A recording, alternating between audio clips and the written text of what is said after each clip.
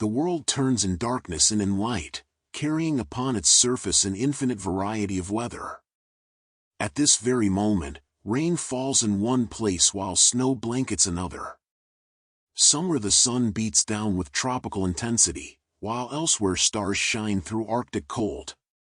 This is the eternal dance of our atmosphere, the breath of the planet itself. We begin our journey where Thursday, December 11th, 2025, first touches the Earth.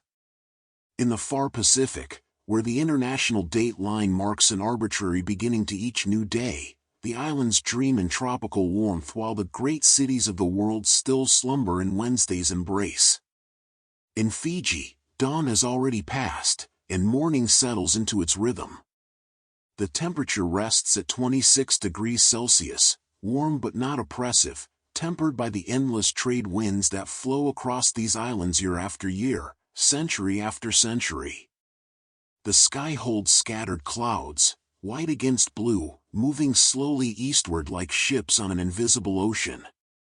Below them, the real ocean breathes against coral reefs, turquoise shallows giving way to the deep blue of the Pacific. Palm fronds click and rustle in the breeze, a sound so constant it becomes silence, and the air carries the sweetness of frangipani mixed with salt spray. In the villages, smoke rises from morning cooking fires, straight columns that bend and dissipate in the wind. The humidity is high, perhaps 75%, giving the air substance and weight. It clings to skin like warm silk, and in this climate, urgency seems impossible. Everything moves with purpose but without haste. The sun climbs higher, not yet at its zenith, but already bright enough to make the white sand beaches shine like snowfields. In the shaded interiors of houses, darkness pools cool and inviting, but outside, life happens in the dappled light beneath coconut palms and breadfruit trees. The ocean itself creates its own weather. Where the reef breaks, spray rises in clouds of mist that catch rainbows in their droplets. The sound is constant, a low thunder that changes tone with the tide. Beyond the reef, the swells march endlessly toward these islands, born of storms thousands of miles away, carrying their energy across the planetary ocean until it breaks here, in paradise, in foam and sound and motion.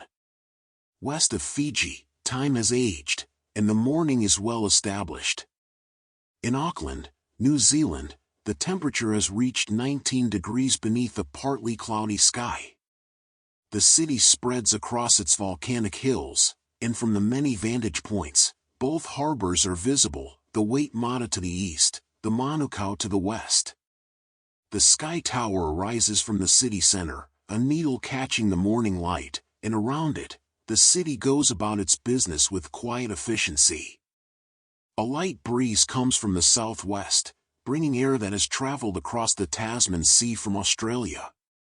It carries a hint of coolness, of distances traveled over water, and it moves through the pohutukawa trees that line the waterfront. These trees, native to these islands, are preparing to bloom, their buds tight but promising the brilliant red flowers that will mark the coming of summer Christmas. The air is fresh and clean, washed by recent rain, and visibility is excellent.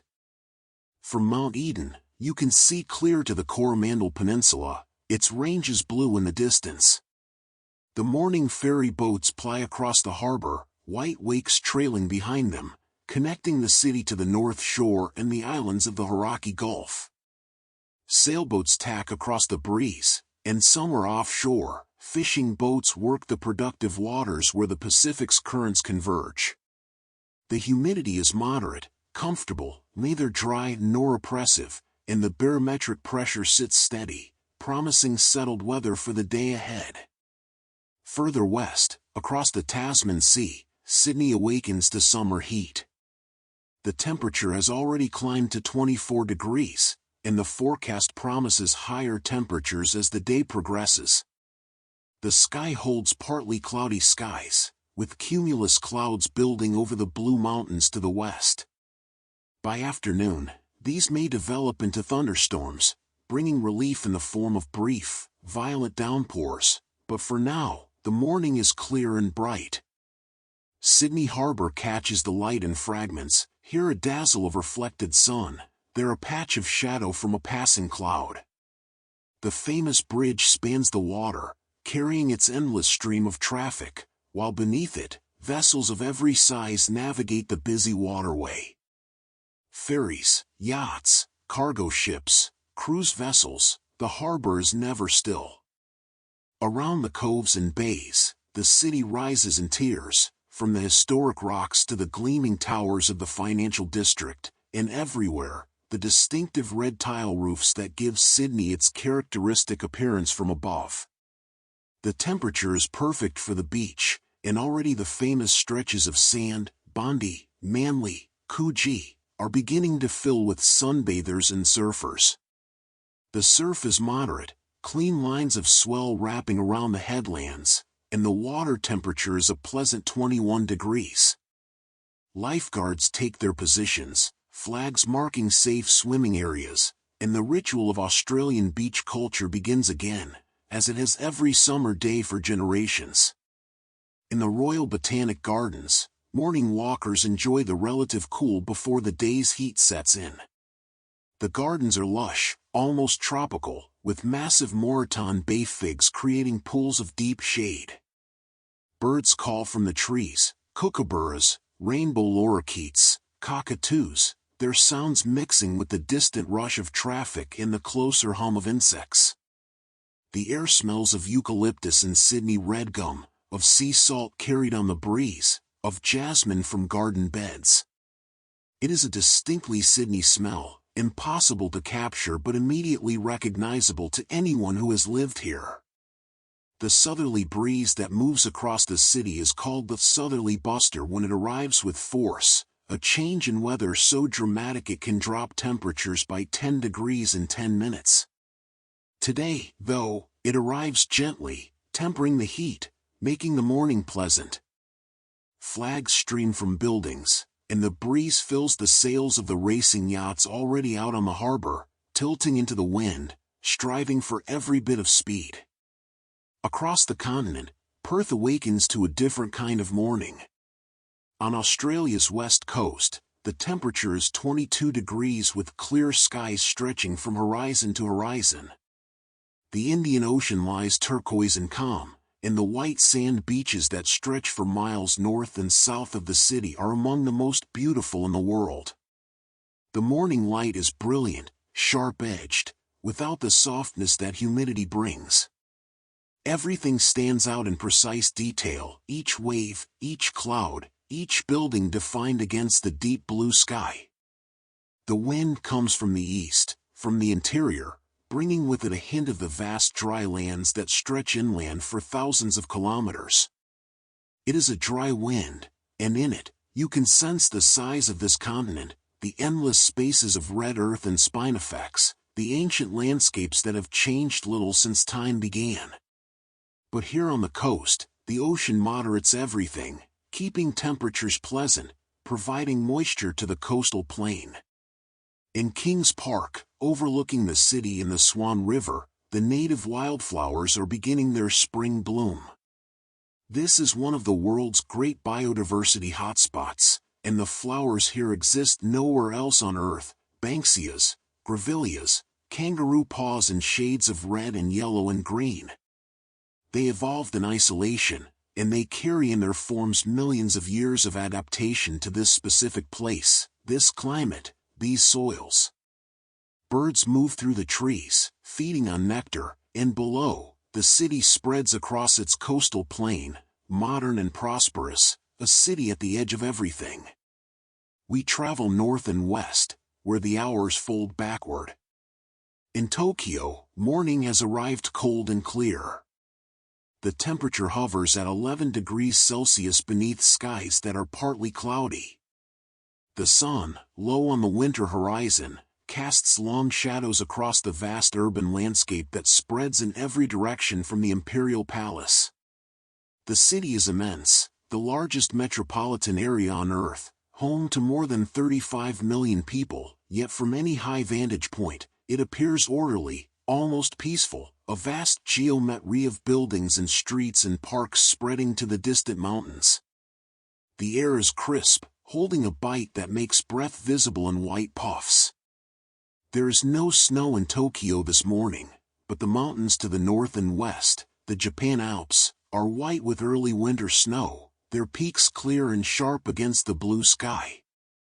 Mount Fuji, invisible for much of the year behind clouds and haze, stands perfectly clear to the southwest, its cone so perfect it seems artificial, snow covering its upper slopes in brilliant white. To see Fuji clearly is considered lucky, a gift from the mountain itself, and this morning commuters pause in their rush to take photos, to simply look and appreciate. The trains run with their characteristic precision, millions of people flowing through the city's veins, the subway system operating with a complexity that seems almost alive. Yet for all this movement, there is order and quiet. People wait in neat lines, bow politely, speak in hushed tones. The rush of modern life is contained, channeled, made manageable through ritual and courtesy. In Ueno Park, the last leaves fall from the ginkgo trees, creating carpets of gold on the pathways.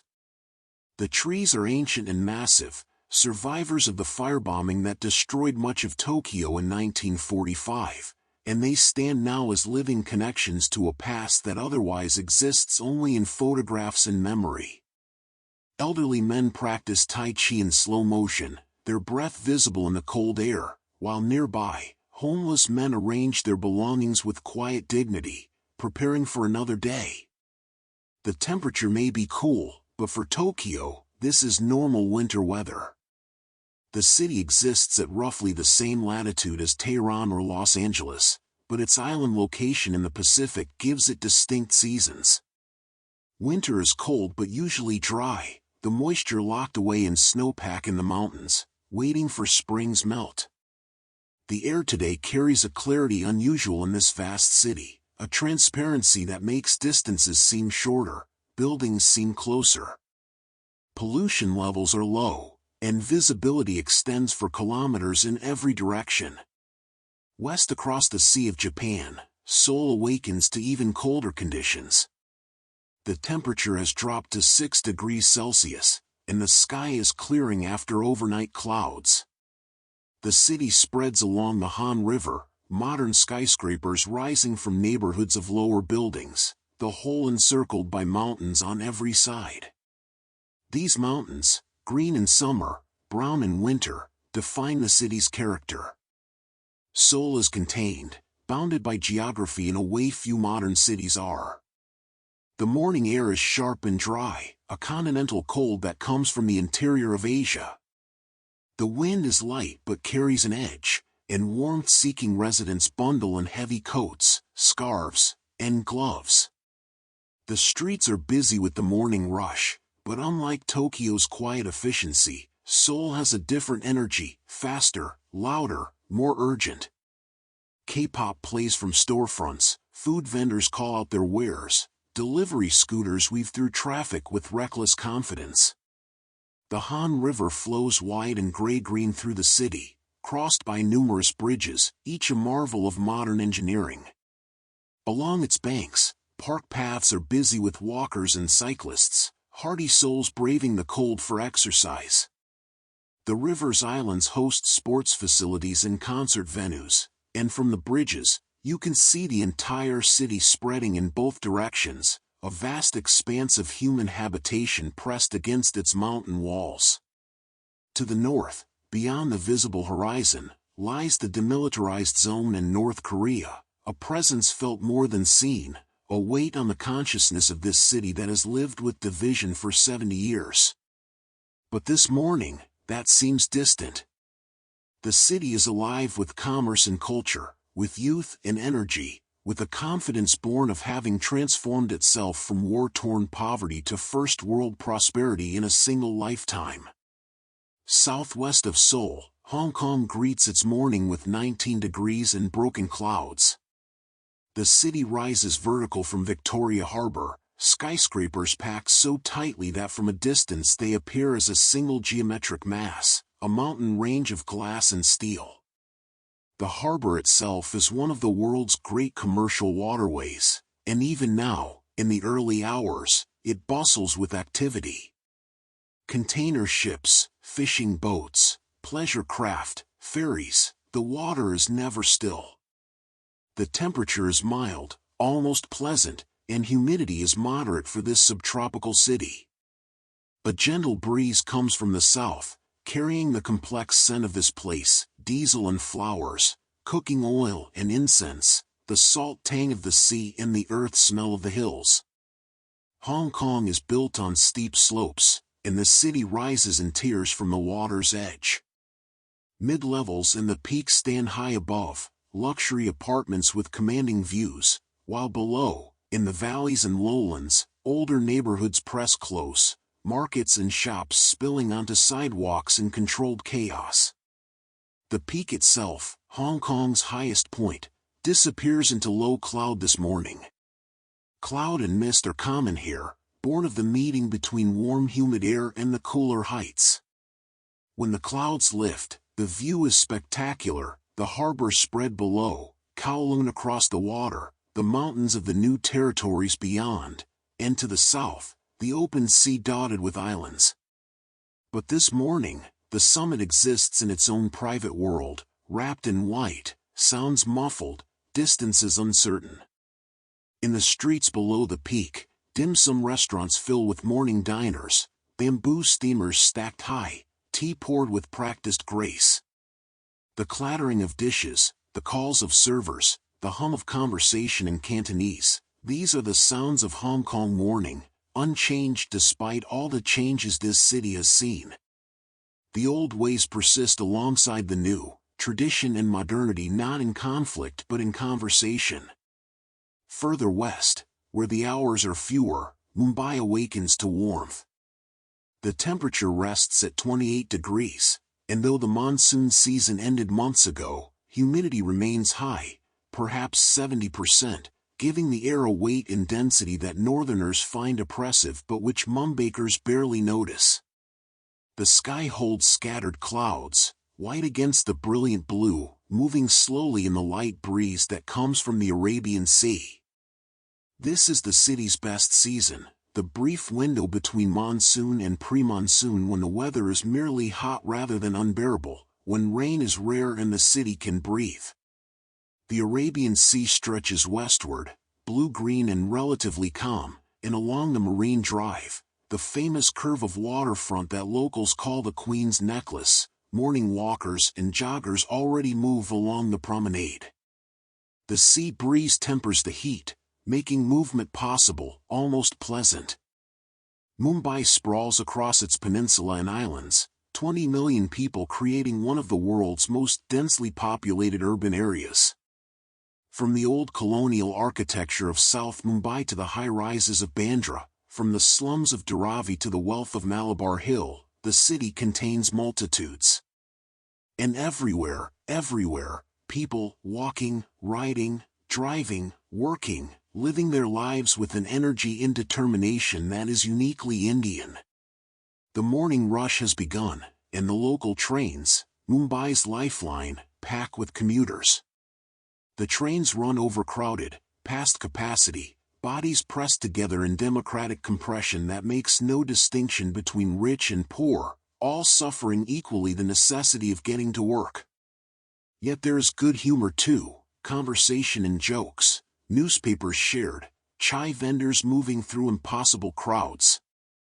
Mumbakers are proud of their city, proud of their resilience, and they face each day with courage and humor. In the old markets, vendors arrange their goods, flowers, vegetables, spices, cloth, jewelry, household items of every description. The riot of color is overwhelming, and the smells compete for attention: jasmine and marigold, coriander and cumin, sandalwood incense and diesel fumes. This is India in concentration, sensory overload that somehow makes sense, chaos that contains order, noise that becomes music. North along the coast, Delhi awakens to cooler temperatures. The morning temperature is 22 degrees, pleasant by Delhi standards. though the coming day will bring warmth. The sky holds high clouds, thin cirrus that don't block the sun but soften its light, creating a diffuse brightness that is easy on the eyes. Winter air quality in Delhi is often poor, pollution and fog combining to create a thick haze, but this morning, after overnight wind, visibility is better than usual. The Red Fort stands clear against the sky, and from India Gate, you can actually see down the wide avenue to Rashtrapati Bhavan, the President's Palace, a rare sight. Delhi is two cities, really: Old Delhi with its narrow lanes and ancient markets, its mosques and temples and impossible traffic, and New Delhi with its broad avenues and government buildings, its embassies and parks. The two exist side by side, different worlds separated by barely a kilometer, yet both are undeniably Delhi. The morning air carries the scent of burning coal and cow dung from cooking fires, the sweetness of temple incense, the spicy aroma of parathas frying on griddles, the perfume of roses from roadside vendors. Rickshaws and motorcycles, cars and buses, bicycles and handcarts all compete for space on roads that were never designed for this volume of traffic. Horn honking is constant, a language unto itself with shades of meaning, warning, frustration, joy, greeting, all communicated through variations in tone and duration. For visitors, it's cacophony. For Delhi residents, it's the soundtrack of home. Farther north, in the foothills of the Himalayas, Kathmandu greets its morning with 16 degrees and clear skies. The air is thin at 1,400 meters elevation, and the morning cold has a sharpness that makes you pull your shawl tighter. But the cold is forgotten when you look to the north. There, barely 100 kilometers away but seemingly close enough to touch, the Himalayas rise white and immense. Everest itself is hidden behind nearer peaks, but Langtang and Ganesh Himal stand clear, ice and rock rising to heights that seem impossible, that make you question scale and distance. The morning light on these peaks is beyond description, rose and gold and white, shadows of purple and blue, the snow so pure it seems to glow with its own light. Prayer flags stream from every rooftop and high place, their colors bright against the sky, their mantras carried on the wind to bless all beings. The sound of temple bells drifts across the city, mixing with the calls of roosters and the rumble of motorcycles. Kathmandu sits in a bowl surrounded by hills, and in winter mornings, the valley sometimes fills with mist, creating a sea of white from which only the tallest buildings and temples emerge like islands. But today the air is clear, washed clean by wind, and from the Swayambhunath temple, the monkey temple, you can see the entire valley spread below, a patchwork of buildings and rice paddies, roads and rivers, ancient and modern existing in uneasy partnership. The city is slowly awakening, shop shutters rolling up, school children in uniforms walking in chattering groups, the morning puja beginning in temples throughout the city. The air smells of incense and cooking fires, of damp earth and flowers. Motorcycles buzz through narrow streets, and in Durbar Square, pigeons wheel and land around ancient temples, their numbers so great they briefly darken the sky. West again, where morning is still young, Cairo sprawls in the desert. The temperature has reached 24 degrees beneath clear skies, and the sun, though not yet high, already has strength. The Nile flows through the city, brown and patient, carrying the same water it has carried for millennia, from the lakes of Central Africa to the Mediterranean Sea, sustaining life along its banks in a land where rain almost never falls. The pyramids of Giza rise from the western desert, visible from much of the city, impossible to ignore, impossible to fully comprehend. They have stood there for more than 4,000 years, built before hieroglyphics existed, before Bronze Age civilizations rose and fell, before Moses or Muhammad or Christ. They are older than old, and they watch over Cairo with the patient indifference of eternity. The city itself is chaos and vitality, 20 million people somehow coexisting in this vast urban sprawl. Traffic flows according to rules known only to its participants, horns creating a constant symphony, cars weaving around each other in patterns that seem random but somehow work. In the narrow streets of Islamic Cairo, vendors call their wares, their cries unchanged for centuries, while overhead, minarets rise against the sky, their calls to prayer marking the rhythm of each day. The morning air is dry, characteristic of desert climates. Humidity is low, perhaps 40%, and the heat, though growing, lacks the oppressive quality it will have by midday. In the shade, in the breeze, the temperature is actually pleasant. The sky is that particular shade of blue found only in desert climates, deep and rich, a blue made more intense by the contrast with the golden brown earth. At this hour, the tourist sites are relatively empty. At the Egyptian Museum, guards stand at their posts, watching over treasures beyond price, Tutankhamun's gold mask, the royal mummies, artifacts spanning 5,000 years of civilization. Outside, in Tahrir Square, the city's pulse beats strong, traffic, conversation, commerce, the daily theater of Cairo life. Across the Sinai, Jerusalem awakens to 18 degrees and scattered clouds. The morning light falling on this city's ancient stones has a quality found nowhere else, as if the limestone itself gives back light it has stored. The old city rises from its surrounding valleys, walls that have stood for centuries containing the holy places of 3 religions, each claiming this small piece of earth as particularly sacred. The air is dry, typical of the Mediterranean hill country, and a light breeze moves through the narrow streets and alleys of the old city. Church bells ring from the Christian quarter, their sound echoing off stone walls, while from the mosques comes the call to prayer, and from the western wall, the murmur of morning prayers in Hebrew. These sounds, so different in character, somehow coexist, layered over each other, creating a soundscape unique to Jerusalem. The light at this hour is soft, golden, making the stone glow.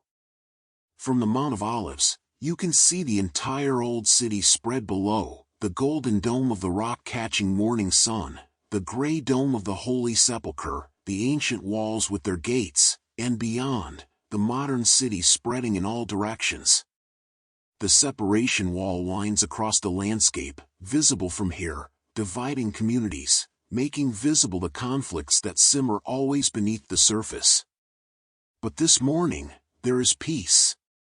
In the markets, vendors set up their shops, vegetables and spices, clothing and souvenirs, fresh bread and olives. Coffee brews in brass pots, strong and sweet, served in small cups with a ritual courtesy that transcends politics. Old men sit in doorways, watching the world wake, having seen it wake thousands of times before. Pilgrims walk the Via Dolorosa, following Jesus' path to crucifixion, while nearby, Orthodox Jews hurry to morning prayers, and Muslim shopkeepers open their stores. The city contains all of this, has always contained all of this, and will continue long after current arguments fade. North along the coast, Beirut awakens to 21 degrees beneath partly cloudy skies. The Mediterranean stretches westward, blue-green and dotted with fishing boats, while behind the city, the mountains rise, snow-capped even now in early winter. This is one of the world's most beautiful settings, a city built on a dramatic coastline with mountains at its back, and despite everything, war, occupation, explosion, economic collapse, it endures. The morning air carries the scent of the sea and pine trees, of strong coffee and fresh bread, of diesel and flowers. The city's architecture is a palimpsest of its history, ancient Roman ruins standing next to Ottoman-era buildings, French colonial mansions beside modern high-rises, and everywhere, the pockmarks of bullets and shrapnel, scars that the city wears like badges of survival. In the souks, merchants arrange their goods, calling greetings to each other in Arabic and French and English. The Lebanese are traders by heritage, merchants and innovators, and despite economic catastrophe, the shops open, business continues, life goes on. In outdoor cafes, people gather for coffee and conversation, discussing politics and philosophy, arguing passionately about everything, united in their love for this impossible, beautiful, broken, resilient city. The coastline curves north and south from Beirut, and along it, small fishing villages persist as they have for millennia. Fishermen mend nets, boats rock gently at their moorings, and the rhythm of tide and season continues regardless of human drama. The sea, at least, is constant, still blue, still beautiful, still full of fish and possibility. We cross the Mediterranean to Athens, where the morning temperature rests at 17 degrees beneath partly cloudy skies. The city sprawls across its basin, surrounded by mountains on three sides and the Saronic Gulf to the south. Above it all, impossible to ignore, the Acropolis rises on its rocky outcrop, the Parthenon catching morning light, still magnificent despite 2,500 years of war, weather, pollution, and plunder. The Aegean wind moves through the city, carrying the scent of the sea mixed with sage and thyme from the hills. This wind, the Meltemi, is characteristic of this region, and it brings clarity and freshness to the air. After summer's heat and haze, December's clarity is a gift. The sky seems higher, deeper, and the mountains that ring the city stand sharp and clear. In Plaka, the old neighborhood beneath the Acropolis, tavernas prepare for the day's customers. Chairs and tables are arranged on narrow streets, cats sun themselves on ancient stones, and the smell of coffee and baking bread drifts from open doorways. This neighborhood has been continuously inhabited for thousands of years, and walking its lanes, you can almost feel that history, the weight of all those lives lived in this place. The light in Athens is legendary, praised by everyone from ancient poets to modern painters. It has a particular quality, clear, warm, golden, that makes colors seem more vivid than elsewhere, that gives edges a sharpness, that makes sculpture glow as if lit from within. The marble of the Parthenon, quarried from Mount Pentelicus centuries ago, still catches this light and reflects it back, creating the soft glow that has made this building an icon of Western civilization. North into the Balkans, Sofia awakens to 8 degrees beneath overcast skies. The Bulgarian capital sits in a valley surrounded by mountains, and on winter mornings, cold air settles into this basin, creating temperatures several degrees colder than the surrounding heights. The Vitosha mountain rises to the south, its peak hidden today in cloud, but on clear days, it dominates the skyline, offering skiing just 20 kilometers from the city center. The city spreads across its valley, a mixture of Ottoman mosques, Orthodox churches, communist-era apartment blocks, and modern buildings. The gold domes of Alexander Nevsky Cathedral catch what little light penetrates the clouds, and the building stands as symbol of both faith and national identity, built to honor Russian soldiers who died liberating Bulgaria from Ottoman rule. The morning air is cold and damp, carrying the promise of rain or perhaps snow later. People hurry through the streets, bundled in heavy coats, breath visible in the air. In the covered markets, vendors arrange vegetables and cheeses, meats and bread, while outside, street vendors sell hot corn and roasted chestnuts, warming hands and filling stomachs with simple, ancient foods. West to Rome, where the temperature hovers at 15 degrees beneath overcast skies. The Tiber flows brown and patient through the center of the city, passing beneath ancient bridges, flowing past buildings that have stood for 2,000 years. Rome in December is gray and quiet, the summer tourists gone, leaving the city to its residents and to winter's soft light. The Colosseum stands empty of crowds this morning, its arches creating patterns of light and shadow. Nearby, stray cats sun themselves in patches of warmth, descendants perhaps of the cats that lived here when gladiators fought and emperors watched. The Forum spreads across its valley, columns and ruins testament to a vanished empire that still shapes the modern world. In Trastevere, washing hangs from balconies despite the clouds, and the smell of coffee drifts from bars where locals gather for their morning espresso. Romans stand at the bar to drink their coffee, sitting costs more, and they consume their espresso quickly, a single gulp, then back to the street, the conversation, the business of the day. Life in Rome has a particular rhythm, unhurried despite its apparent bustle, confident in its own continuity. The clouds promise rain but haven't yet delivered. The air is cool and damp, and in the Villa Borghese gardens, the umbrella pines stand dark against the pale sky, their distinctive flat tops creating a landscape that has inspired countless paintings. Fallen leaves carpet the paths, and the city's dogs, walked by their owners or, in many cases, walking themselves, explore and mark territory according to canine logic unchanged by human history. North across the Alps, Paris awakens to 11 degrees and solid gray cloud. The Seine flows dark beneath its many bridges, and the city's characteristic zinc roofs gleam dully in the flat light. Rain has just stopped, leaving the streets glossy and reflective, creating that particular Paris atmosphere of melancholy beauty that has inspired artists and writers for centuries. The Eiffel Tower rises from the Champ de Mars, half disappearing into low cloud, its iron structure creating delicate geometry against the gray. Along the Seine, bouquinists arrange their wares, used books, vintage posters, prints, postcards, in green boxes that transform into impromptu shops. This tradition stretches back centuries, and despite everything that's changed in Paris, this persists. Books sold on riverbanks, knowledge and beauty offered to anyone who passes. In cafes across the city, waiters in black vests and white shirts move with practiced grace, delivering espresso and croissants, orange juice and tartines.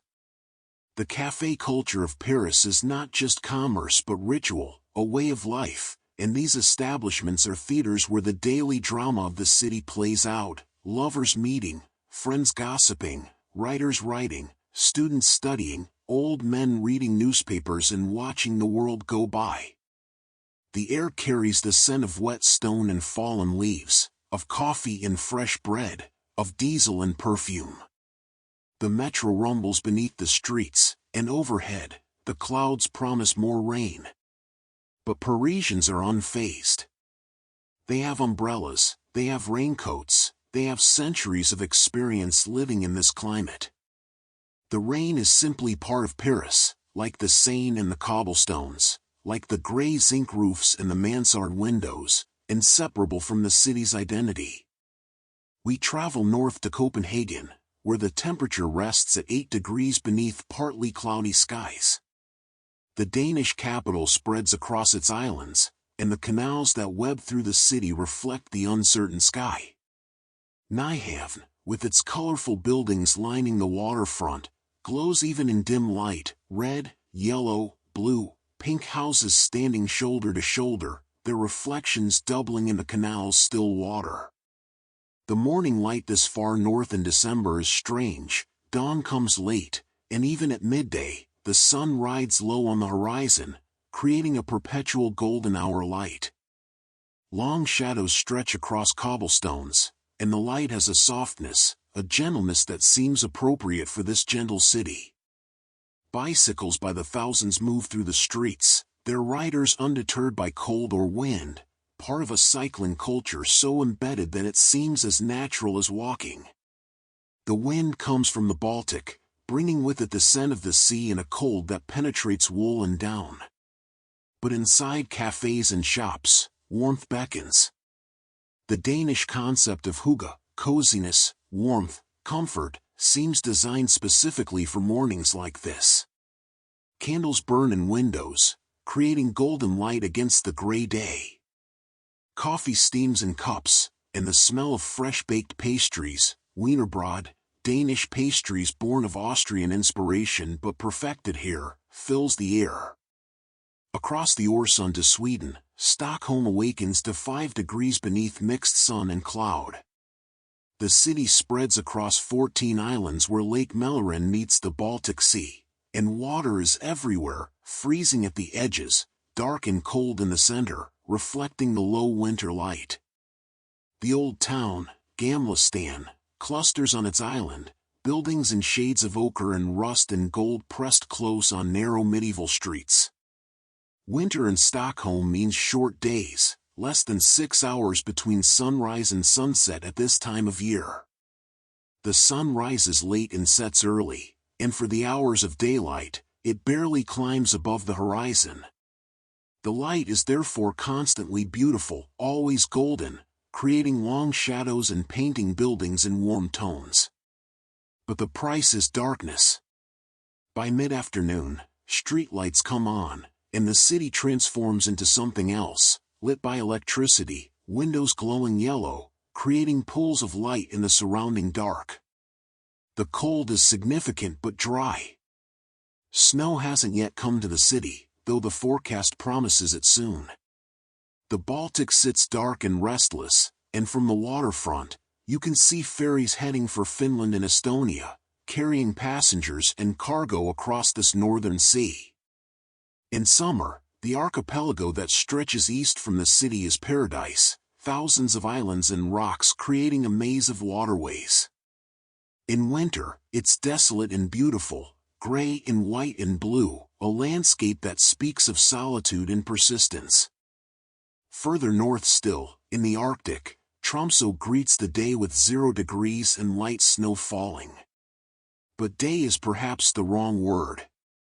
At this latitude, this time of year, the sun doesn't rise at all. Polar night holds the city in its grasp, and for weeks now, there has been no direct sunlight, only a few hours of twilight at midday when the sky brightens slightly, turns purple and pink, then fades back to darkness. The snow falls gently through the darkness, visible in streetlights and house windows, accumulating on roofs and streets and the branches of birch trees. The temperature hovers around freezing, and the air is still, creating a strange quiet where the only sound is the whisper of falling snow. Despite the darkness, life continues. People walk the streets, shop in stores, work at their jobs. Tromsø has learned to live with polar night, to find beauty in darkness, to create light and warmth and community when nature provides none. In the university, research continues on Arctic climate and northern lights. In the cathedral, candles burn. In homes, Christmas preparations have already begun, lights strung in windows, creating constellations that mirror the stars above. The fjords around the city lie dark and mostly unfrozen, the salt water resisting the cold, though ice forms at the edges and in protected bays. Mountains rise on every side, white with snow, disappearing into the darkness above. And sometimes, when clouds part and conditions align, the northern lights dance overhead, green and pink curtains of light shimmering across the sky, nature's compensation for the absent sun. East across the Barents Sea, Murmansk sits at -8 degrees beneath clear Arctic skies. This is Russia's largest Arctic city, home to more than 300,000 people, a place where winter darkness lasts from late November to mid-January. The cold here is not as extreme as interior Siberia. The port remains ice-free year-round thanks to the warm waters of the North Atlantic Drift, but it is nonetheless profound. The stars are brilliant in the darkness, undimmed by any twilight, and the Milky Way stretches across the sky like a river of light. The city's lights create an orange glow against the dark, and the smokestacks of industry breathe vapor into the frozen air. This is a working city, not picturesque, built for function in one of Earth's harshest climates. But there is beauty in its persistence, in the way life continues despite darkness and cold. The Kola Bay stretches into the darkness, its waters dark but not frozen, ships moving in and out carrying cargo and passengers. The naval base, home to Russia's Northern Fleet, sits somber and secret, submarines surfacing and diving, maintaining their watch beneath Arctic ice. Fishing boats work the productive waters offshore, and despite everything, commerce continues, life continues. People here are hardy by necessity. The cold is simply a fact of life, like gravity or the need for sleep. They dress for it, layer upon layer, fur hats pulled low, faces wrapped in scarves until only eyes show. They move between heated spaces quickly, minimizing exposure, and they take comfort in the knowledge that summer will come, bringing continuous daylight and brief but intense warmth. Southwest across European Russia, Moscow awakens to -4 degrees with light snow falling. The Kremlin's walls and towers, brick red against the white snow, rise along the Moscow River, and inside those walls, the golden domes of churches catch the gray morning light. Red Square lies white and peaceful, the snow covering cobblestones, muffling sound, creating a quiet unusual in this normally bustling space. The snow falls steadily but not heavily, flakes small and dry, accumulating slowly. This is typical Moscow winter weather, cold but not extreme, snow frequent but manageable. The city has vast machinery for dealing with snow, armies of workers and trucks clearing streets, spreading sand and salt, making the city functional despite winter's assault. In Gorky Park, the bare branches of birch and linden trees are already white with snow, and the paths show only occasional footprints, hardy walkers and their dogs, people for whom cold is no deterrent. The Moscow River flows heavy and dark, not yet frozen but approaching that point. In another week or two, ice will form, and the river will become solid enough to walk on, creating temporary roads across what was open water. The temperature, while cold, is actually mild for Moscow in December. -4 is almost pleasant by local standards, and people go about their business with practiced efficiency. The metro, one of the world's most beautiful, carries millions beneath the streets, its stations like palace halls, art and architecture underground, warm and bright while above, winter holds its grip. Smoke rises from countless chimneys, heating systems working at full capacity, and the smell of burning coal and wood mingles with diesel fumes and cooking smells. In markets and shops, life continues as it always has, bread fresh from ovens, vegetables from hothouses, meat and cheese and all the staples of Russian cuisine. The city endures, has endured worse, and will endure whatever winter brings. East across the Urals into Siberia, Ekaterinburg awakens to -12 degrees beneath overcast skies. This city of 1.5 million sits on the boundary between Europe and Asia, and obelisks mark this arbitrary division. The morning is dark still, the sun won't rise for another hour, and the streetlights shine on snow that squeaks underfoot, so cold and dry it has lost all moisture, become almost like powder. The cold here has a different quality than coastal cold. It is dry, sharp, penetrating. Without moisture in the air, there is nothing to hold heat, and warmth radiates away into the darkness, leaving behind a cold that seems absolute. But it is also beautiful. The air is so clear that stars shine like diamonds, and ice crystals in the air catch light and create halos around street lamps. This is the city where the last Tsar and his family were executed in 1918, and the cathedral built on that spot stands as memorial and warning. Russia's history is written large here, in churches destroyed and rebuilt, in factories that powered Soviet industry, in monuments to war and revolution. The past is not past here, it lives in every street and building. Further east, deeper into Siberia, Novosibirsk sits at -18 degrees beneath clear skies. This is Russia's third largest city, home to more than 1.5 million people, and it exists despite a climate that should make cities impossible. The Ob River flows through the center, but now it is frozen solid, a white highway several hundred meters wide.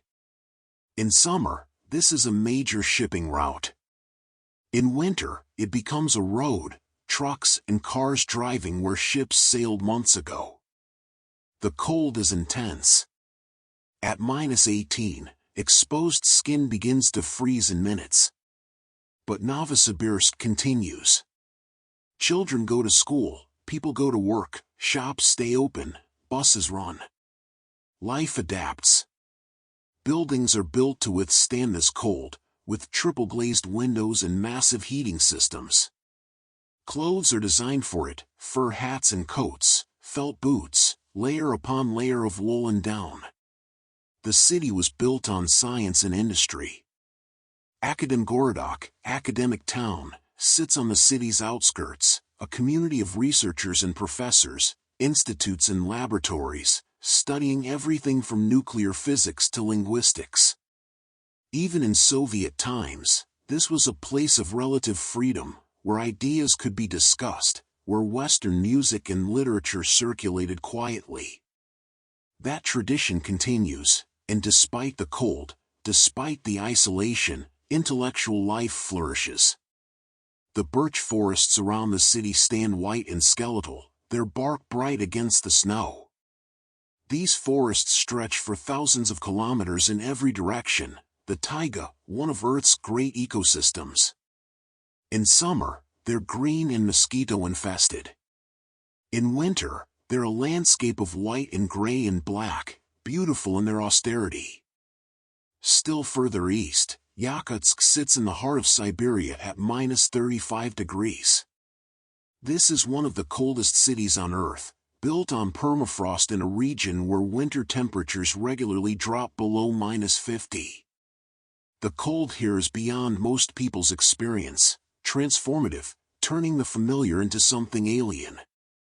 At -35, breath freezes instantly into clouds of ice crystals.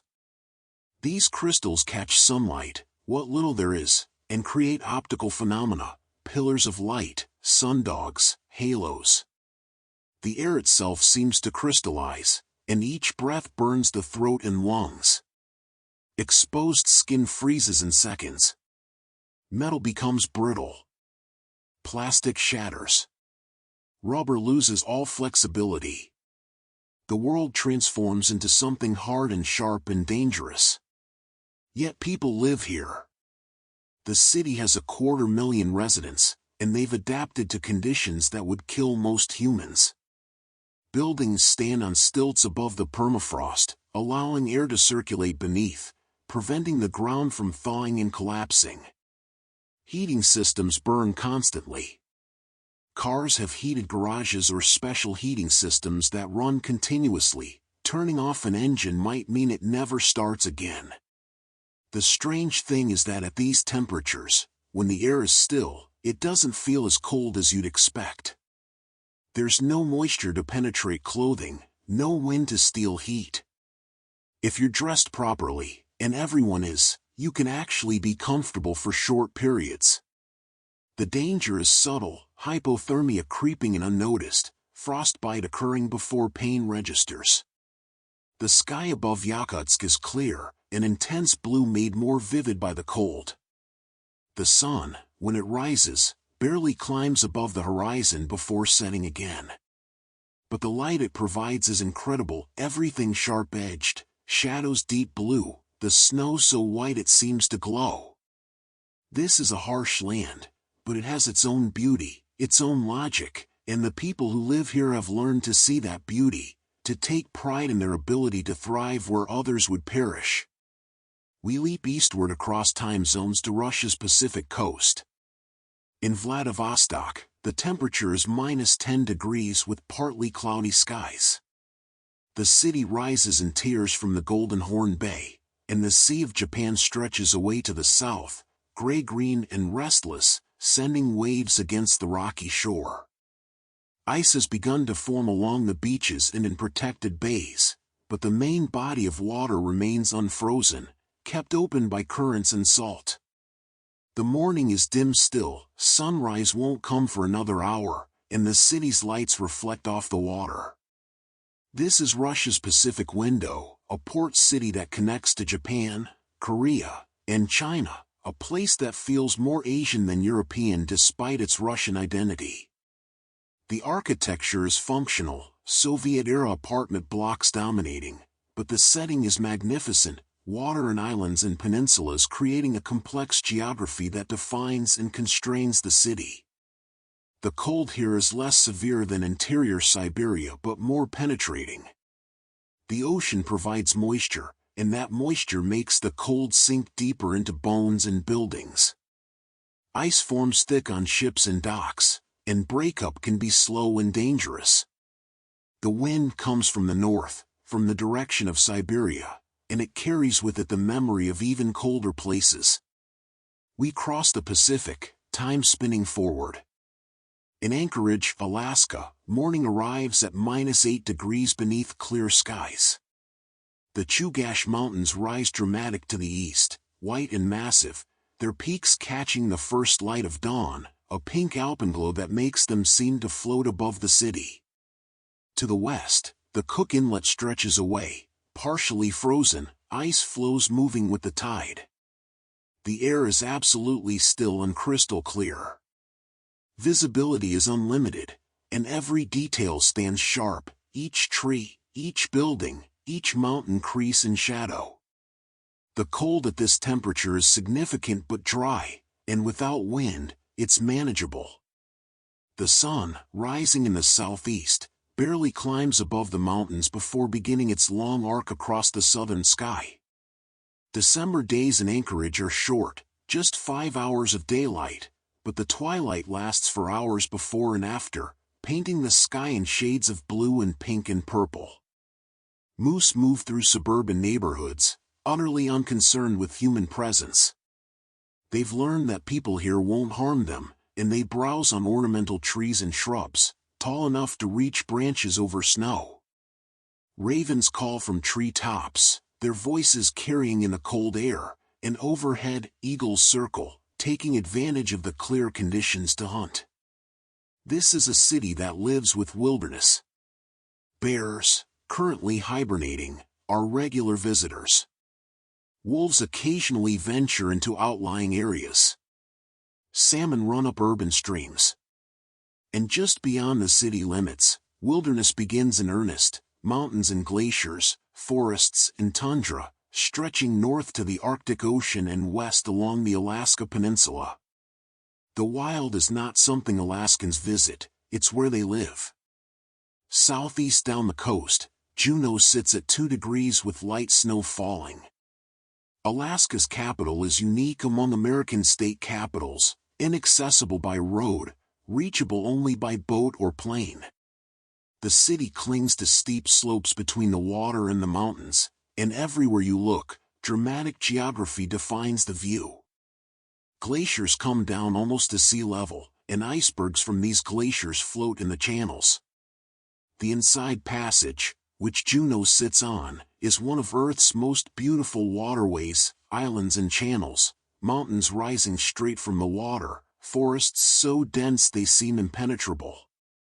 The snow falls gently, accumulating on hemlock and spruce, on streets and roofs, creating that particular muffled quiet that comes with falling snow. The temperature hovers just below freezing, and the snow is wet and heavy, perfect for packing, clinging to every surface. Southeast Alaska is temperate rainforest, and it rains, or snows, more than 200 days per year. This is not the Alaska of stereotypes, not tundra and permafrost, but a place of lush vegetation and moderate temperatures, where the ocean moderates extremes. Eagles are so common they barely rate attention. Whales frequent the waters offshore. Bears fish the streams in summer. Life is abundant here in a way that seems paradoxical for Alaska. South to Vancouver, where the temperature climbs to 8 degrees with rain falling from low clouds. The contrast with Alaska is startling. Just a few hundred kilometers separates Arctic conditions from temperate maritime climate. The rain here is gentle and persistent, typical of the Pacific Northwest, falling from clouds that form over the Pacific and release their moisture as they hit the coast mountains. The city spreads across the delta where the Fraser River meets the Pacific, and from downtown, mountains rise dramatic on every side, the North Shore Mountains to the north, white with snow and home to ski resorts just 20 minutes from the city center, the Coast Mountains to the east, and across the Strait of Georgia, Vancouver Island to the west. On clear days, the view is spectacular. But today, the mountains disappear into cloud at mid-height, their peaks hidden, their slopes fading into gray. The rain brings a greenness that seems almost unnatural to visitors. Everything grows here, cedars and Douglas firs that can live 1,000 years, ferns that cover every surface, moss that hangs from branches like green snow. The air smells of rain and earth, of cedar and salt water, of coffee from the many cafes where people gather to escape the wet. Vancouver embraces the rain. Umbrellas and rain jackets are ubiquitous, and people walk and bike and carry on regardless of weather. The seawall around Stanley Park is busy with joggers and walkers, undeterred by the rain. The city has learned that if you waited for sunny days, you'd spend half the year inside, so life continues in all weather, and the rain becomes just part of the rhythm of life. South along the coast, Seattle sits at 7 degrees with light drizzle.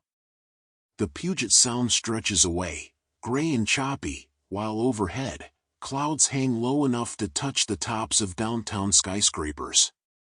The Space Needle disappears into the mist halfway up, its top lost in cloud, and the city has that characteristic Pacific Northwest gloom that can feel either oppressive or cozy depending on mood and circumstance.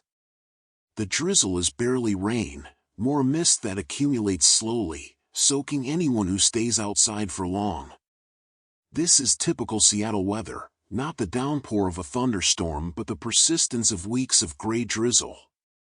Yet plants thrive in this climate. The city is remarkably green, trees and gardens everywhere, thriving on the abundant moisture.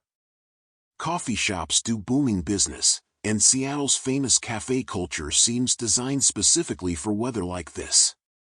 Warm light spills from windows, and inside, people type on laptops, read books, meet friends, drink endless cups of coffee while rain patters against windows. The smell of roasting coffee beans drifts through neighborhoods, mixing with the scent of rain on pavement. Mount Rainier, the massive volcano that dominates the skyline on clear days, is invisible today, hidden behind clouds. But everyone knows it's there, lurking, waiting. When it does appear, and it does, on about 100 days per year, it's spectacular, rising 14,000 feet from near sea level, so massive it creates its own weather, snow-covered year-round, a presence that defines the region's geography and psychology. Further south, Portland sits at 9 degrees with similar conditions, drizzle, clouds, gray skies stretching from horizon to horizon. The Willamette River flows through the city, coffee-colored from winter rains, and the bridges that cross it, 12 in all within the city, appear and disappear in the mist. Mount Hood, like Mount Rainier to the north, is invisible, hidden somewhere to the east, waiting for the rare clear day when it emerges like a revelation. Portland takes pride in its weirdness, its nonconformity, its food trucks and craft breweries, its bike culture and environmental consciousness. But beneath the quirky surface, it's a Pacific Northwest city, defined by rain and mountains, by forests and rivers, by a climate that's mild but gray, that promotes indoor activities and promotes introspection. We turn inland, east across the Cascades and the Rockies, to Denver. The temperature here is 2 degrees beneath brilliant sunshine. The contrast with the Pacific coast is stark, where Seattle drowns in gray drizzle, Denver sparkles under an impossibly blue sky. The air at a mile above sea level is thin and dry, and the sunlight has an intensity found only at altitude, unfiltered by water vapor or pollution. The Rocky Mountains rise to the west, white with snow, their peaks sharp against the blue. The Front Range, Long's Peak, Mount Evans, Pikes Peak, stands dramatic and close, though they're actually 50 kilometers away. In this clear air, distances deceive, and the mountains seem close enough to touch.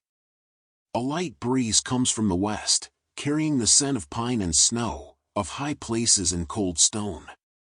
Denver sits at the junction between mountains and plains, and looking east from downtown, you can see forever, the Great Plains stretching away flat and brown, wheat fields and grassland extending all the way to Kansas and beyond. This is the beginning of the great American interior, a landscape of scale and emptiness that Europeans find hard to comprehend. The city is active despite the cold. Runners and cyclists fill the trails that web through the city's extensive park system. At Denver International Airport, notorious for its distance from downtown, planes take off and land in the thin air, needing longer runways than at sea level. In the suburbs, Christmas lights have been up since Thanksgiving, and in the evening, entire neighborhoods glow with decorations. The ski resorts in the mountains are in full operation, and every weekend, thousands of cars snake up I-70, heading for Vail or Breckenridge, Keystone or Copper Mountain. The snow in the high country is already good, and the season promises to be excellent. For many residents, winter is not something to endure but to celebrate, an opportunity for skiing and snowboarding, for ice fishing and snowshoeing, for all the activities that make mountain living worthwhile. East across the plains, Chicago sits at -2 degrees with partly cloudy skies. Lake Michigan stretches away like an inland sea, gray-green and wind-whipped, waves breaking against the shore, spray freezing in the air. The wind, the famous Chicago wind, blows from the northwest, funneling between skyscrapers, making the temperature feel far colder than the thermometer suggests.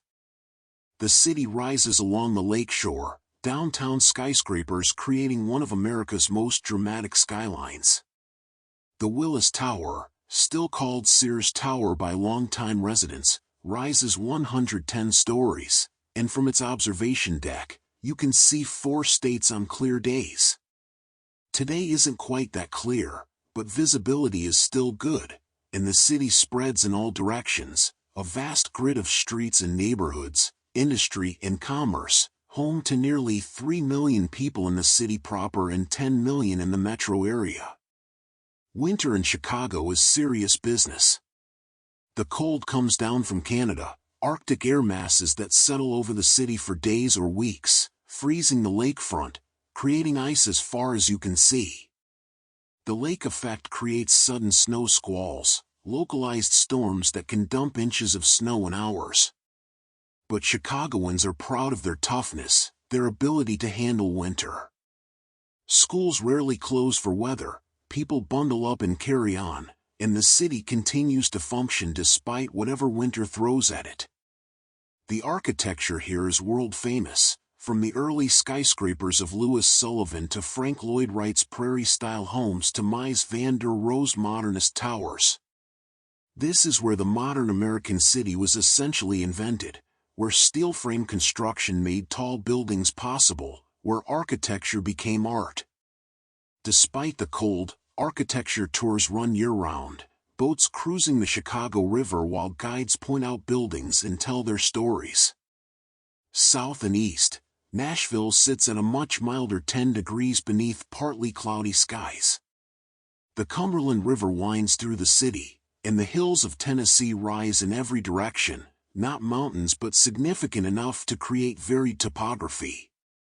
The morning light catches on downtown skyscrapers, including the distinctive Batman Building, the AT&T Building whose shape resembles the Caped Crusader's head. This is Music City, and music is everywhere, in the honky-tonks on Lower Broadway, open from 10 a.m. till 3 a.m., live bands playing country and rock and blues and everything in between. On the streets, buskers perform for tips, some of them remarkably talented, waiting for their break, their chance at the Nashville dream. The city lives and breathes music in a way few places do, and you can feel it in the air, in the way people talk, in the priority given to performance and art. The temperature is pleasant for December, cool but not cold, and the city is decorated for Christmas, lights strung from buildings, decorations in shop windows, the giant Christmas tree at the Capitol. Southern winters have a gentleness unknown in the north, and while it can certainly get cold here, and snow occasionally falls, mostly winter is mild, a brief pause before spring arrives in March. Further south still, New Orleans sits at 18 degrees with partly cloudy skies. The Mississippi River flows past the city, brown and powerful, carrying the runoff from half a continent toward the Gulf of Mexico just 100 kilometers downstream. The city sits in its floodplain, much of it below sea level, protected by levees that seem inadequate given the forces they're designed to contain. The morning air is humid even in December, carrying the scent of the river and magnolias, of cooking spices and old stone, of decay and growth mixed together. This is a subtropical climate, and even in winter, things grow. Moss hangs from oak trees, palm trees rustle in the breeze, and in sheltered gardens, camellias are blooming, their flowers bright against the December gray. The French Quarter is already stirring, though the real activity won't start for hours. The buildings are a mix of Spanish and French colonial architecture. Despite the name French Quarter, most of the current buildings date from Spanish rule, with their characteristic balconies and courtyards, stucco and ironwork. Bourbon Street, infamous for its nightlife, is relatively quiet at this hour, being swept and hosed down, preparing for tonight's crowds. Jazz drifts from somewhere. There's always jazz in New Orleans, street musicians playing for tips, bars with live music, second-line parades winding through streets. The music is as much a part of the city as the river, born here, nurtured here, exported to the world but still essentially New Orleans. You can hear it in the rhythm of speech, in the way people walk, in the heartbeat of the city itself. East to Atlanta, where the temperature has climbed to 14 degrees beneath high clouds. The city sprawls across its Piedmont hills, covering an area larger than any other American city except maybe Los Angeles, sprawl taken to its logical conclusion. The CNN Center and other downtown skyscrapers rise from the center, but most of the city is horizontal, suburbs and exurbs stretching in every direction, connected by an elaborate network of highways and interstate freeways. The morning commute is well underway, and traffic on I-75 and I-85, the highways that bisect the city, is heavy but moving. Atlanta traffic is legendary, some of the worst in the nation, but the city seems to accept this as the price of growth and prosperity.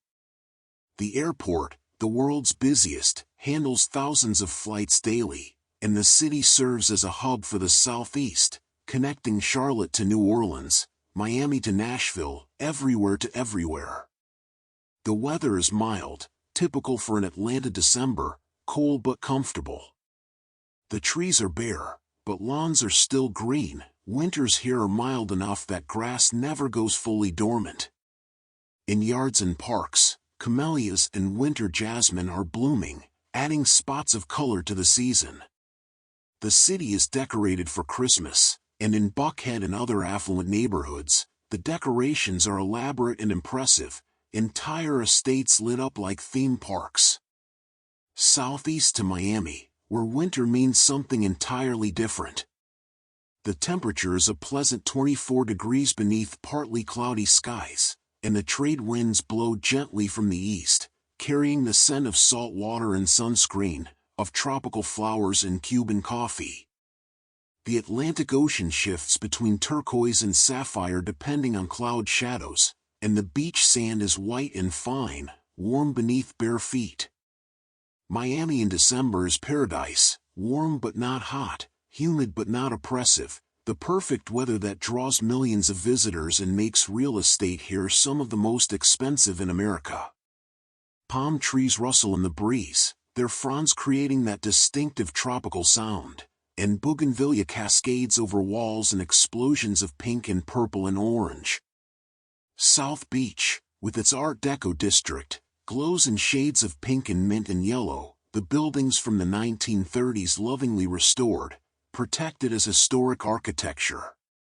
Ocean Drive buzzes with activity, people rollerblading and biking, sidewalk cafes serving breakfast, the beautiful people posing for photos. This is Miami's postcard image, but the real city is more complex, Cuban and Haitian and Colombian and Brazilian, a truly international city where English is often a second or third language, where Latin American culture defines the character. Little Havana smells of roasting coffee and fresh bread, of cigars and frying plantains. Old men play dominoes on sidewalk tables, slapping tiles down with practiced force, while around them, life swirls, shops selling religious statues, restaurants serving ropa vieja and arroz con pollo, windows advertising remittances to Cuba. The revolution is 6 decades past, but it lives on here, in the memories of those who fled, in the culture they preserved and passed down. South and west across the Caribbean to Havana, where the temperature is 26 degrees beneath partly cloudy skies.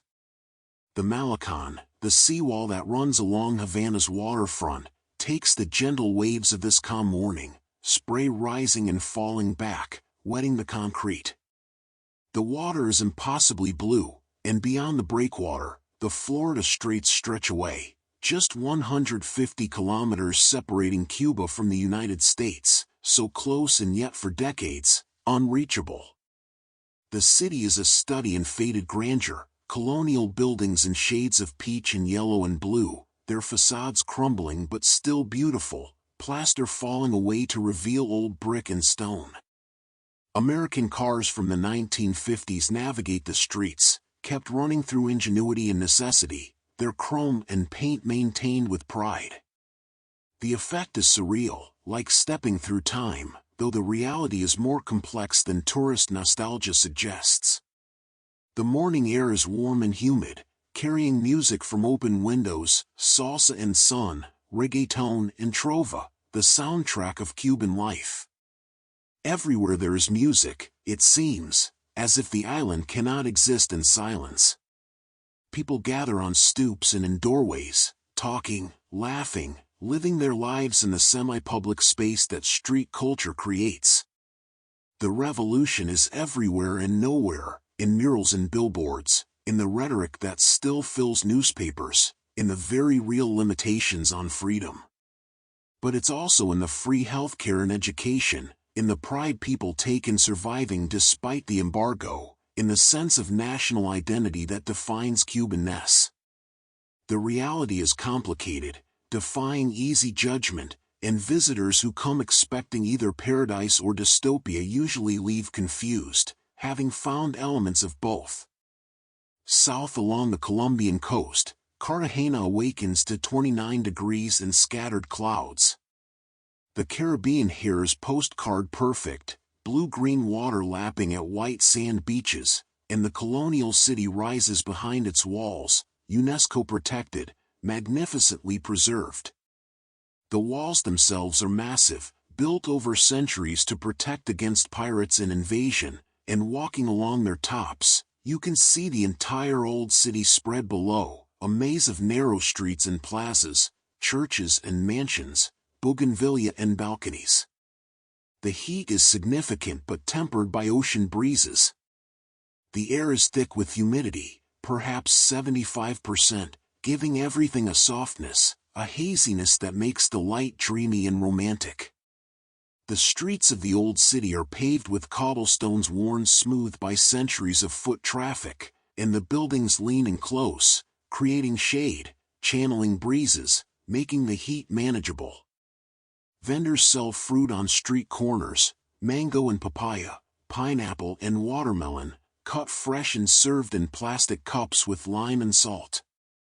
The smells compete for attention, grilling meat and frying plantains, flowers in the sea, coffee and car exhaust. This is a sensory city, Overwhelming in the best way, alive with color and sound and smell. The Cartagena of tourist brochures is real, the old city is genuinely beautiful, the beaches are spectacular, the food is delicious. But there's also the Cartagena of residents, the neighborhoods outside the walls where real life happens, where families live and work, where the cruise ship crowds never venture. Both cities coexist, sometimes intersecting, often parallel, and understanding Cartagena requires seeing both. West across the Andes to Quito, Ecuador, where the morning temperature is 15 degrees beneath partly cloudy skies. The city sits in a mountain valley at 2,850 meters elevation, so high that the air is thin and exercise leaves you breathless. But the altitude also means eternal spring, temperatures vary little throughout the year, and while mornings are cool, afternoons warm up reliably, every day much like every other. The city spreads along its valley, constrained by mountains on both sides, so it grows north and south rather than east and west. The old town, colonial-era buildings surrounding plazas and churches, sits in the center, while modern Quito stretches north toward the airport. Volcanoes surround the city, Cotopaxi, Pichincha, Cayambe, massive peaks that catch morning light and seem to float above the clouds. The equator runs just kilometers north of the city, and at this latitude, day and night are always equal, 12 hours each, every day of the year. Sunrise and sunset happen at the same time year-round, and there are no seasons in the temperate sense, just wet and dry periods. The sun rises straight up and sets straight down, and at noon, shadows disappear almost completely beneath objects, the sun directly overhead. The market, Mercado Central, buzzes with activity, vendors selling everything imaginable. Fruits you've never seen, vegetables in shapes and colors that seem impossible, live chickens and guinea pigs, a delicacy here, herbs and spices, piles of potatoes and dozens of varieties. The smells are overwhelming, ripe fruit and fresh meat, flowers and earth, cooking food and human sweat. This is Ecuador in concentration, indigenous and mestizo, traditional and modern, all mixed together in joyful chaos. South through the Andes to La Paz, Bolivia, where the morning temperature is 12 degrees beneath clear mountain skies. At nearly 4,000 meters elevation, this is the world's highest capital city, and the thin air affects everything, breathing, cooking, the temperature of boiling water, the way your body processes alcohol. Visitors spend their first days moving slowly, fighting altitude sickness, wondering how anyone lives here permanently. Yet more than 2 million people do live here, in a city that cascades down the sides of a canyon, building stacked on building, rising from the valley floor to the high plateau above. The snow-covered peak of Iamani dominates the skyline, rising to more than 6,400 meters, seemingly close enough to touch. The mountain is sacred to the Aymara people who are the city's indigenous inhabitants, and it watches over La Paz with eternal patience. The morning air is cold but the sun is strong. At this altitude, UV radiation is intense, and sunburn happens quickly. The combination of cold air and strong sun creates a strange sensation, cold in the shade, hot in the sun, sometimes experiencing both simultaneously. People wear hats year-round, not for warmth but for sun protection, and sunglasses are essential. The market of El Alto, on the plateau above the city, is one of the largest in South America, sprawling for blocks in every direction. Everything is for sale: electronics and clothing, food and tools, traditional medicines and modern pharmaceuticals, stolen goods and artisan crafts. The organization appears chaotic but follows rules known to vendors and regular customers, sections devoted to specific goods, prices negotiated based on relationship and urgency. South to Buenos Aires, where summer has arrived and the temperature is 28 degrees beneath partly cloudy skies. The Rio de la Plata stretches away, so wide that the far shore is invisible. This is not a river in any normal sense but an estuary, fresh water from the Parana and Uruguay rivers meeting salt water from the Atlantic, creating a vast brown waterway that defines the city's eastern edge. Buenos Aires calls itself the Paris of South America, and the comparison isn't entirely unearned. Wide avenues in European architecture, café culture and sophistication, a sense of being more cultured and cosmopolitan than neighboring capitals. The city has grand plazas and monuments, world-class museums and opera houses, steakhouses that serve beef legendary for its quality and preparation. The heat is building as the day progresses, and by afternoon, it will be hot enough that activity slows, that people seek shade, that the city takes on a drowsy quality. But morning is still pleasant, warm but with occasional breezes from the river that provide relief. In the parks, Palermo, Recoleta, Costanera, jacaranda trees are in bloom, their purple flowers creating carpets beneath the trees, one of the city's great seasonal spectacles. The city's rhythm is distinctly Argentine, late dinners, later nights, mornings that start slowly. Cafes don't truly come alive until 10 a.m., and dinner reservations before 10 p.m. mark you as a tourist. The city works, but on its own schedule, with its own priorities, and trying to impose North American or European rhythms on Buenos Aires is to miss its essential character. And so we return to where we began, having circled the world, following weather as it exists at this moment, December 11th, 2025. But the Earth continues its rotation, and the weather continues its eternal work, never still, always changing. In Wellington, New Zealand, where our journey did not take us, the temperature is 17 degrees with strong winds from the south, gusts reaching 60 kilometers per hour. The city earns its reputation as the windiest capital. The Cook Strait that separates the North and South Islands acts as a wind tunnel, channeling weather systems through with force. The wind is so strong today that it pushes pedestrians sideways on exposed streets, and the harbor is a confusion of whitecaps and spray. Yet Wellingtonians barely notice. This is simply weather, simply life in this beautiful, blustery city at the bottom of the world. In Reykjavik, Iceland, it is afternoon now, though you couldn't tell by the light. The temperature sits at 4 degrees with light rain falling from dark clouds that seem to touch the rooftops. The wind comes from the North Atlantic, carrying the scent of the sea and the promise of storms. By evening, this rain may turn to snow, or the wind may shift and bring clearing. In Iceland, weather changes with dramatic speed, and locals have learned to dress in layers, to be ready for anything, to accept that plans may change at the weather's whim. The northern lights have been active lately, and if the clouds clear tonight, the sky may dance with green and pink curtains of light. The lights are caused by solar wind interacting with Earth's magnetic field, but knowing the science doesn't diminish the magic. They shimmer and wave, pulsing with a rhythm that seems almost alive, and watching them, you understand why ancient peoples saw in them spirits and omens, messages from the gods. In Singapore, where the temperature never varies much from 28 degrees, afternoon thunderstorms are building. Cumulus clouds tower into the stratosphere, their tops spreading into anvil shapes, dark at the bottom where rain will soon fall.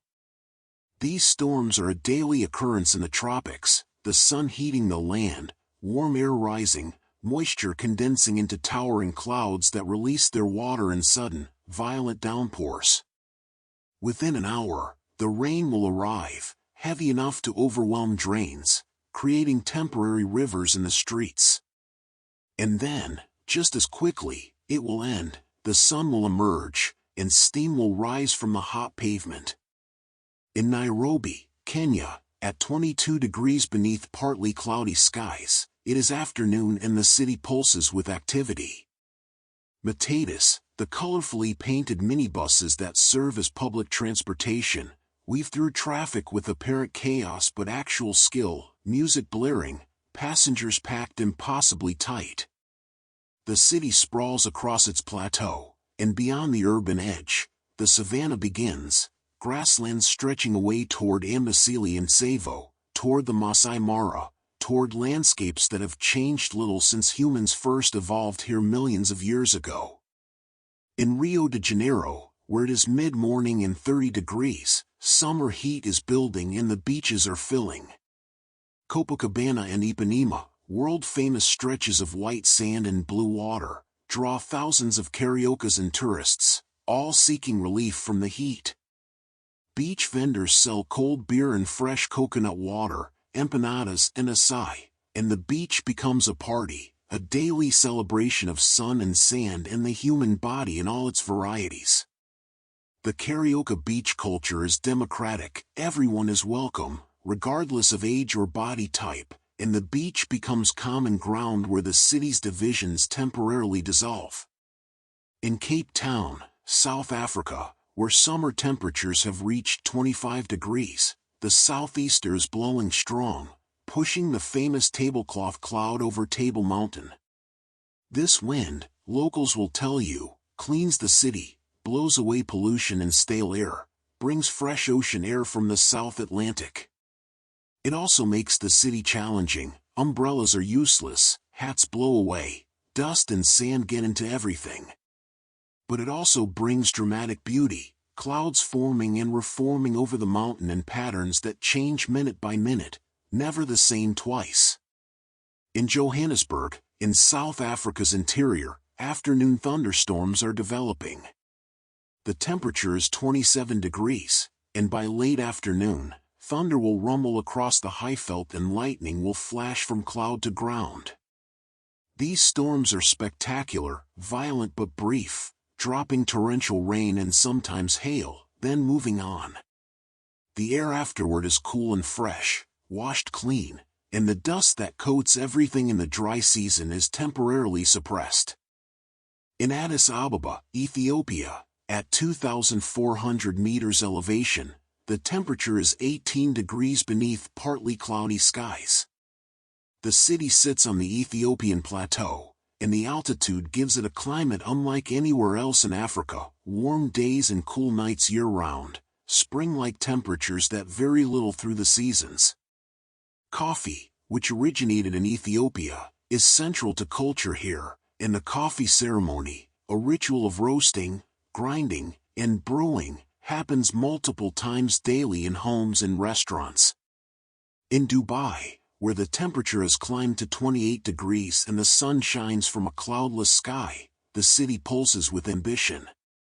Skyscrapers rise impossibly high, the Burj Khalifa topping 800 meters, visible from across the city, from the desert, from the sea. The city that barely existed 50 years ago now competes with New York and London, Tokyo and Hong Kong, a testament to what oil wealth and unconstrained ambition can create. The heat is significant but manageable, kept at bay by ubiquitous air conditioning, and the city functions in defiance of its desert location. In Jerusalem, afternoon light is painting the ancient stones gold. The temperature is 18 degrees, perfect, and the city is going about its business, Jews hurrying to afternoon prayers, Muslims preparing for evening prayers, Christian pilgrims walking ancient routes. The conflict that dominates news coverage is real but also not the whole story. Life continues, ordinary and extraordinary simultaneously, people going to work and school, shopping for groceries, meeting friends for coffee, all the normal activities of urban life happening against a backdrop of sacred sites and contested history. In Athens, where afternoon temperature has reached 17 degrees, the Acropolis glows in slanting light. The Parthenon, damaged but still magnificent, stands as it has for 2,500 years, surviving war and weather, earthquake and explosion, looting and pollution. It was built as a temple to Athena, patron goddess of Athens, and it represents the height of classical Greek architecture. The precision of its construction, the subtle curves built into columns and steps to correct optical illusions, shows a sophistication that even modern builders struggle to match. In Rome, where the temperature remains steady at 15 degrees, afternoon light is soft and golden, that particular Roman light that has drawn artists for centuries. The city's layers of history are visible everywhere: Roman ruins used as foundations for medieval churches, Renaissance palaces built atop ancient baths, modern roads following Roman street plans. The city is a palimpsest, each era building on what came before, creating a complexity that rewards close attention. In Paris, where rain has resumed, falling steadily now from gray skies, the temperature holds at 11 degrees. The city embraces the rain, umbrellas appearing like mushrooms, cafes filling with people seeking shelter. There's a coziness to rainy Paris afternoons, a quality the French call morose but which contains elements of pleasure, the excuse to linger over coffee, to read, to watch the world go by, to enjoy being inside while weather happens outside. In London, where drizzle continues beneath a low ceiling of cloud, temperature stable at 9 degrees, the city carries on with its characteristic stoicism. Londoners have learned to live with gray and damp. It's simply the default condition, the baseline against which rare sunny days are celebrated. The city has a beauty in this weather, a Victorian melancholy that suits its architecture and history, that feels right in a way that constant sunshine would not. In Stockholm, where darkness has already fallen even though it's only mid-afternoon, the temperature has dropped to 4 degrees. The short December days mean the city exists largely in darkness, and the Swedish concept of mysig, coziness, similar to Danish hygge, becomes central. Candles burn in every window, creating pools of warm light against the cold dark outside. Cafes fill with people drinking coffee and eating cinnamon buns, creating community against winter's isolation.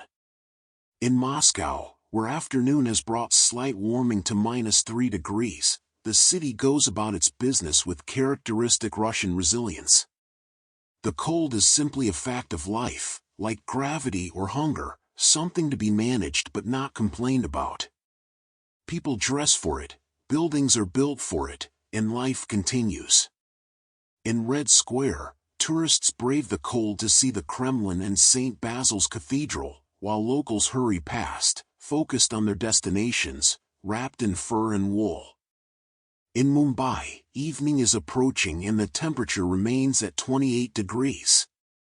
The setting sun turns the Arabian Sea gold, and along Marine Drive, people gather to watch, couples holding hands, families with children, elderly men sitting alone on benches. The promenade fills with walkers and runners, vendors selling chaat and bel puri, and the city takes a breath before night brings new energy. In Tokyo, evening has arrived, temperature dropping to 10 degrees, and the city transforms. Neon signs light up, creating rivers of color through the streets. Office workers head for izakayas, pub-style restaurants, to drink and eat and decompress before returning home. The trains remain packed, carrying millions through the urban maze, the system so reliable that watches are set by it. In Sydney, where it's late evening and the temperature has dropped to 21 degrees, the harbour is beautiful in darkness.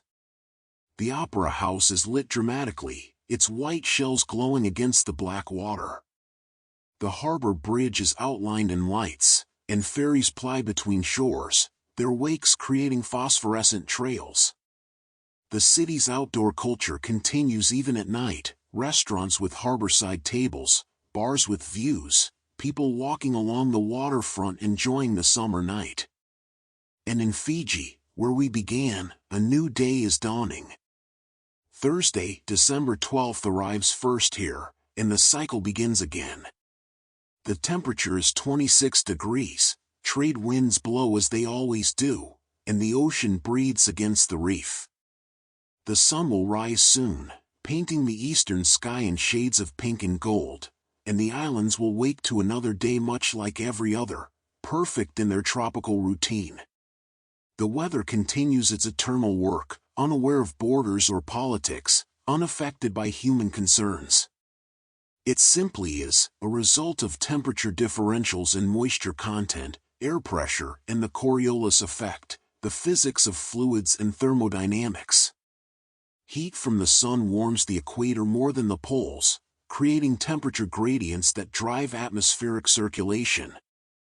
The Earth's rotation deflects winds, creating the trade winds and westerlies, the jet streams and polar vortexes that define global weather patterns. Moisture evaporates from oceans, rises into the atmosphere, forms clouds, and falls as rain or snow. This water cycle has operated for billions of years, creating and sustaining life, shaping landscapes, filling rivers and lakes. Without it, Earth would be as barren as Mars, as dead as the moon. The weather affects everything about how and where we live. Cities cluster where climate is hospitable, where water is available, where storms are infrequent. Agriculture depends absolutely on weather, too much rain or too little, too hot or too cold, and crops fail and people starve. Transportation is constrained by weather, roads close in blizzards, airports shut down in storms, ships stay in harbor when seas are too rough. And yet, for all its power, weather is also mundane. It's the topic of small talk, the excuse for staying inside or going out, the thing we check before choosing clothes. We complain about it constantly, too hot, too cold, too wet, too dry, as if perfect weather were a right being denied rather than a rare gift. We've become disconnected from weather's reality, insulated by central heating and air conditioning, by weather-sealed buildings and climate-controlled cars. But weather shapes character. Those who live with harsh winters develop resilience in community. You help your neighbor shovel snow because next time you may need help yourself. Tropical dwellers learn patience. Why hurry when heat will exhaust you? Desert peoples learn to conserve, to value every drop of water, to move during cool hours and rest during heat. Island peoples learn the sea's moods, when to fish and when to stay ashore, reading clouds and swells for signs of coming storms. Weather also shapes beauty, the way light filters through humidity in the tropics, creating rich colors and deep shadows. The clarity of desert air, making distances deceive and stars shine brilliantly. The soft light of cloudy maritime climates, creating the gentle illumination that painters love. The drama of mountain weather, clouds forming and dissolving around peaks, sunlight breaking through in shafts that seem divine. We speak of weather as conversation filler, but really it's profound. When we talk about weather, we're acknowledging our shared experience of being alive on this planet, subject to forces beyond our control.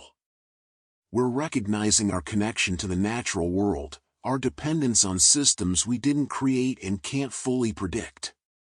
We're admitting vulnerability and celebrating resilience. Climate change is altering these patterns, creating weather that's more extreme, more unpredictable, more dangerous. Hurricanes grow stronger, droughts last longer, floods come more frequently. The stable climate that allowed civilization to flourish is becoming unstable, and the coming decades will test human adaptability as few things have. We must learn to live with new weather, or we must change our behavior to prevent further changes. Either way, weather, which we've taken for granted for so long, demands our attention. But tonight, now, as you drift towards sleep, let weather be what it is, the breath of the planet, the circulation of the atmosphere, the endless cycle of evaporation and condensation, heating and cooling, high pressure and low. Let it be the rain falling somewhere, always falling, nourishing the earth. Let it be the snow accumulating in mountains, building the snowpack that will melt in spring and feed the rivers. Let it be the sun shining on endless oceans, evaporating water that will become tomorrow's clouds. Sleep now, and let the world turn. Let the weather happen, as it must, as it always has. The wind will blow, the clouds will drift, the rain will fall where it will. The seasons will turn, the atmosphere will circulate, and the earth will continue its journey around the sun, tilting and spinning, creating day and night, summer and winter, the endless variety of weather that makes life possible. The barometer rises and falls somewhere, measuring pressure changes that presage coming weather. The thermometer climbs and drops, tracking temperature variations that span from Arctic -50 to desert 50, a 100-degree range within which all terrestrial life exists. The hygrometer measures moisture, from desert dryness to tropical saturation, from 0 to 100%, the full spectrum of humidity. And somewhere, always, someone is looking at the sky, trying to read tomorrow's weather in today's clouds. Fishermen scanning the horizon for storms. Farmers checking conditions before planting or harvesting. Pilots studying forecasts before flight. Hikers deciding whether to attempt the summit or wait another day. People making the thousands of small decisions that weather influences, living with uncertainty, adapting to conditions, making do. The atmosphere weighs approximately 5 quadrillion tons, pressing down at sea level with 14 pounds per square inch, though we don't feel this weight because pressure inside our bodies equals pressure outside. This ocean of air extends 50 kilometers up, gradually thinning until it merges with space. Within this layer, all weather happens: clouds and rain, snow and hail, wind and calm, heat and cold. Above it, space begins, silent and airless and hostile to life. The atmosphere is mostly nitrogen and oxygen, but it's the trace gases that matter most: water vapor that creates clouds and rain, carbon dioxide that traps heat and drives climate change, ozone that shields us from ultraviolet radiation. These gases in tiny concentrations determine whether Earth is habitable or hostile, whether life thrives or struggles. And so the weather continues, indifferent to human observation, following physical laws that exist regardless of whether anyone understands them. High pressure brings clear skies because sinking air warms and dries. Low pressure brings clouds and precipitation because rising air cools and moisture condenses. Fronts mark boundaries between air masses of different temperatures, and where they meet, weather happens: clouds and wind, rain and storms. The world is weathering always, everywhere, in infinite variety. As you sleep, rain is falling in the Amazon, nourishing the rainforest that creates much of its own moisture through evapotranspiration. Snow is falling in Antarctica, accumulating in ice sheets kilometers thick, compressed by its own weight into ice that holds trapped air bubbles from atmospheres of the past. Wind is blowing across the Sahara, carrying dust that will fertilize the Atlantic and the Amazon when it finally falls. Monsoons are preparing to shift in the Indian Ocean, their timing determining whether crops thrive or fail for 1 billion people. The weather is never finished, never complete. Each moment contains the seeds of the next moment's weather. This high pressure will move and that low will develop, this storm will strengthen while that one weakens. Prediction is possible but imperfect, forecasts accurate for a few days but increasingly uncertain beyond that. The atmosphere is a chaotic system, sensitive to initial conditions, such that small changes amplify into large effects. A butterfly flapping its wings doesn't actually cause hurricanes, but the metaphor captures something true about weather's inherent unpredictability. And yet patterns persist. Trade winds blow consistently across tropical oceans. Jet streams snake around the hemisphere, steering storms and defining weather patterns. Monsoons arrive and depart on schedules that vary by weeks but not months. The climate, which is weather averaged over time, remains relatively stable even as individual weather events vary wildly. So sleep now in whatever weather surrounds you. If it's raining, let the sound be your lullaby, the patter on roof and window a rhythm older than music. If it's snowing, Imagine the silent accumulation, each flake unique and intricate, joining billions of others in creating the winter landscape. If it's clear, picture the stars above the atmosphere, unchanged while weather circulates below. If it's windy, hear it as the earth breathing, the atmosphere moving, the planet alive. The weather will be here when you wake, different but the same, changed but familiar. And somewhere, always, the sun is shining and the rain is falling, the wind is blowing and the air is still. The weather continues its eternal dance, and we exist within it, subject to it, shaped by it, finding beauty in all its moods and seasons in endless variation. Sleep now, as the world turns and the weather happens. Sleep as rain falls somewhere and snow accumulates somewhere else and sun shines somewhere always. Sleep as the atmosphere circulates and the water cycles and the seasons turn. Sleep as the earth spins and orbits, creating day and night, summer and winter, the eternal rhythm that has sustained life for billions of years and will continue long after we're gone.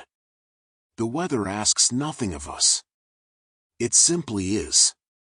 And in that being, in that endless present moment of cloud and wind, rain and sun, heat and cold, there is a truth larger than human concerns, older than human history, as fundamental as the planet itself.